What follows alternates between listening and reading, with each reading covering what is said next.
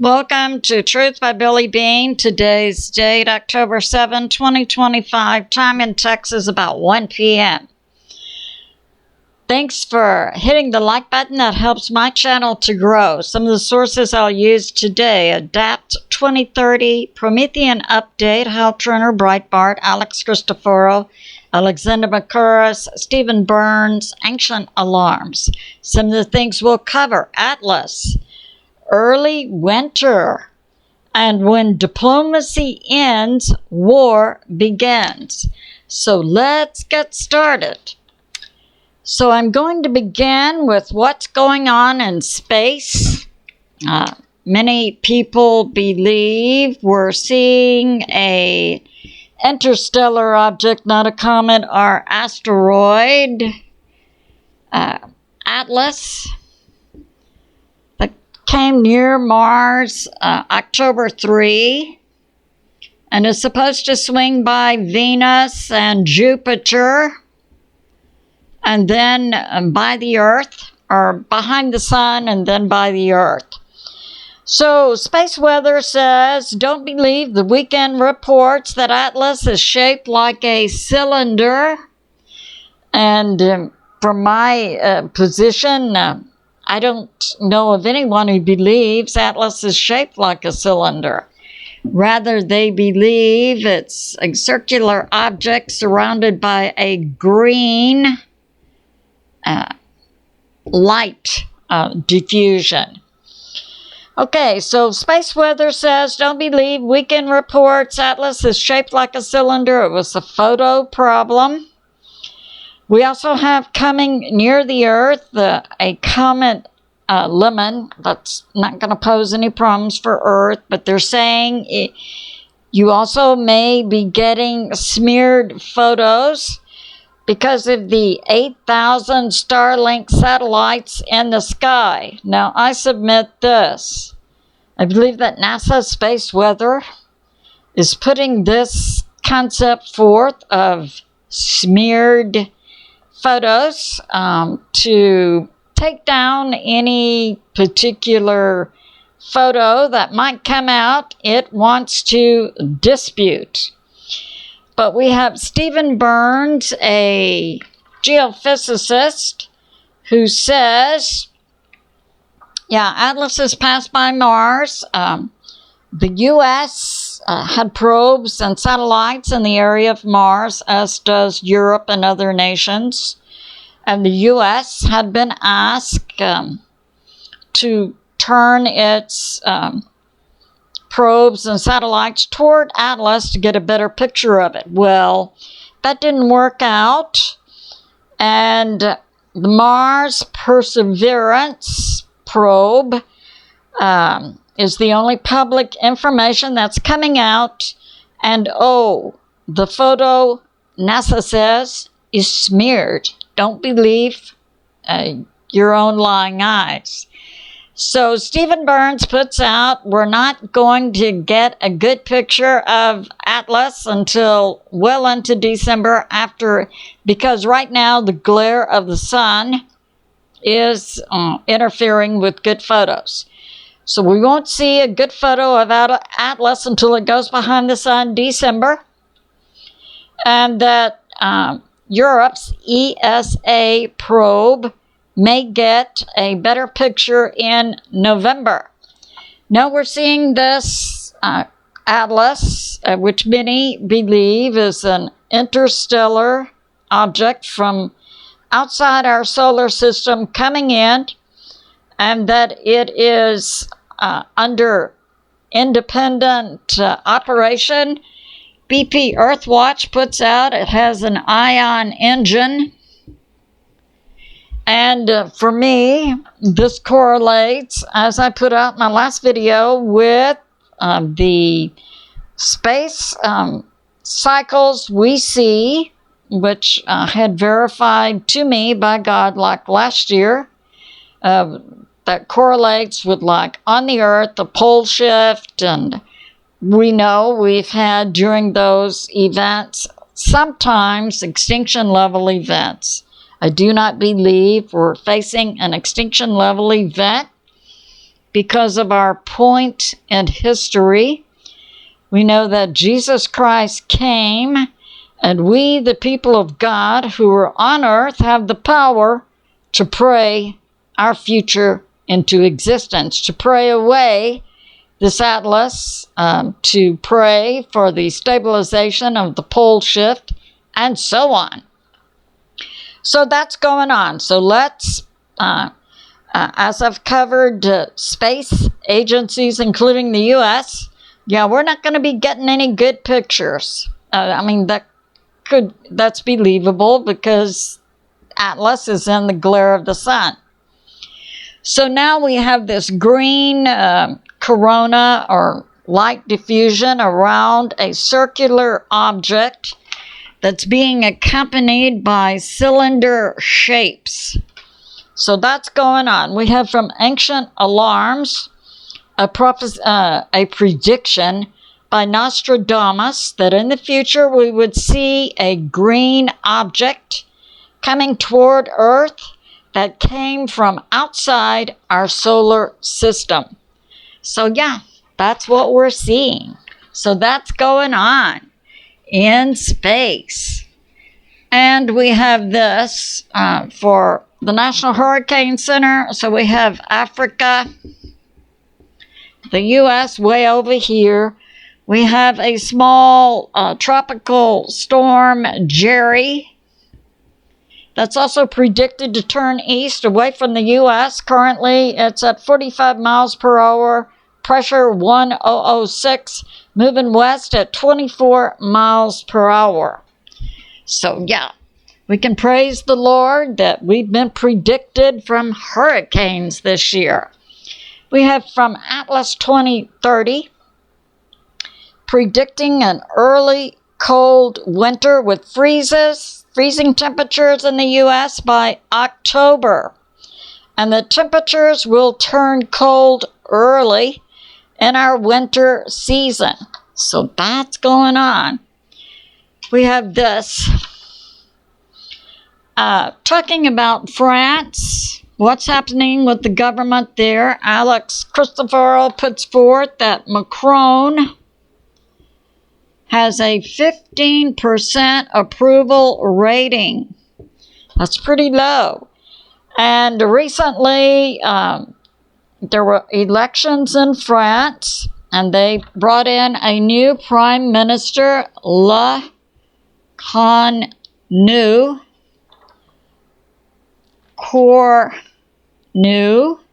who was a longtime aide of Macron. New boss, just like the old boss, who resigned yesterday after only 27 days in his position as Prime Minister because the previous Prime Minister was put out by the Parliament because they would not accept the budget he was putting forth. Le Cornu was going to bring in the same cabinet as the previous Prime Minister had and submit the same budget which Parliament had already rejected. So Le Cornu simply resigned before he was put out of office by Parliament. So that's going on in France. And Macron, 15% approval rating. Now we have this going on, Prometheus update. Okay. We saw recently the assassination of Charlie Kirk. It was put forth that Charlie may have been assassinated because he was moving away from a supportive position of Zionism. Zionism, I submit, is not a religious doctrine. It is a political indoctrination whereby individuals say Israel can do anything it wants to do. President Trump also came out with this, that we have anti-American organizations in the U.S., such as Antifa, which has been designated by President Trump as a terrorist organization. supported by a deep stater, George Soros. Now, a UK media platform, The Guardian, has put forth that President Trump, because he accuses Soros of supporting anti-American organizations like Antifa, that President Trump is anti-Semitic against Israel. Now let's be clear. It is the U.S. government that provides billions, if not trillions of dollars and U.S. military support for Israel. Where does the UK Guardian get off trying to smear President Trump, the president of the U.S., for being anti-Semitic? We say this to the Guardian: shut up. So that's going on. Now we have this. When diplomacy ends, war begins. And now we're seeing, so we have the U.S., we have Central America, South America, Venezuela. And we know we have 10 warships plus many other ships and tens of thousands of U.S. military and special forces and planes in the air and so on. Okay, so President Trump has directed his envoy to Venezuela, who had been negotiating with Maduro, and that was Richard Grenell, to stop negotiating. President Trump provided this information recently in a meeting with the U.S. military. So that's going on. So no more diplomatic negotiations with Maduro. That would tend to support that we may see something hot going off soon against Venezuela. And now we have this. So some sources are putting forth that the U.S. may be fighting soon 3 fronts: Venezuela, Iran, and Ukraine. So according to Hal Turner's intel sources and public sources, President Trump did make a public statement to the American people during a presser that he had kind of decided to give Ukraine Tomahawks, which would be sold to the UK, NATO, the UK, and then they could give them to Ukraine. The Tomahawks can be armed with conventional weapons or with nuclear weapons, but the Tomahawks cannot be fired by any other military in the world except the U.S. So Russia has said, if we see Tomahawks being launched into Russia, and the range of the Tomahawk into Russia is 1,560 miles, well beyond Moscow. Russia said, if we see those Tomahawks coming into Russia, we're not going to know if they're nukes or not. But Russia, when we see the Tomahawks coming into Russia, we're going to launch nukes. And they would be able to hit Poland in 12 minutes. Berlin in 15 minutes. Paris and London in 20 minutes. So yeah, that's going on. So, October 6th, President Trump confirms in a presser he had kind of decided to, okay, Tomahawks going to the NATO, UK, and they can give them to Ukraine. October 6th. Today, October 7th, Colonel Douglas McGregor, a retired U.S. military, said, if the U.S.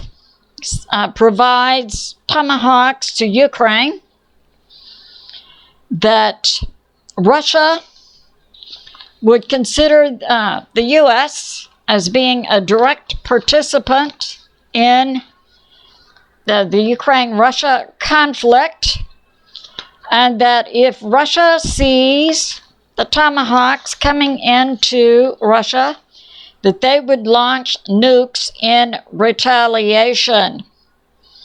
And recently on the Russian Doomsday Radio, I believe that was in the last 24 hours, Hal Turner puts forth, Russia was transmitting a unique code, but it sounded similar to the code that they transmitted February of 2022. That's when the Ukraine conflict began. So it's good to be in prayer for President Trump, America, President Trump, the U.S. military, and world peace. I love you, and I'll see you soon.